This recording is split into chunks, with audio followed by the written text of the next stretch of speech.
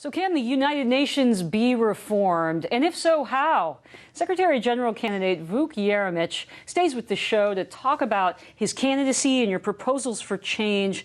Amazingly, you actually have a plan here that you've put out. I think it's the first time in history anybody has done this. Why do this? It's created quite a stir. Actually, this is the very first time, to my knowledge, that somebody decided to write down in detail what he or she hopes to do if elected, and it goes in great detail. I proposed 53 things that need to be done, in my opinion, in order to have a more efficient organization.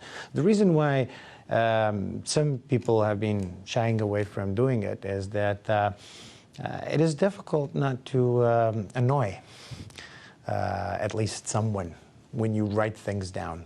But I decided to do it this way because this is my contribution to transparency, at least of the elections process, hopefully addition to the transparency of the operations of the organization itself. I think that the world governments who are members of this club need to know what is it that they're going to get if they vote for someone to become Secretary General. What is the toughest reform, in your opinion, out of that 50 or so reforms that you mentioned? I mentioned two.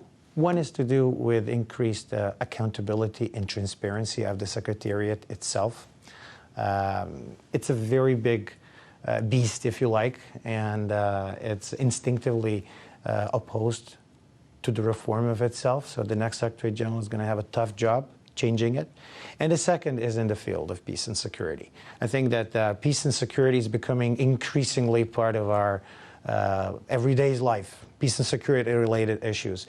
And if the UN is not going to be able to address those challenges, then one can ask a question, do we need a UN at all? It's a good question. When is the next vote, and when will this be ultimately decided? The next round of voting, which is the 5th round of voting, is going to happen on Monday, September 26th.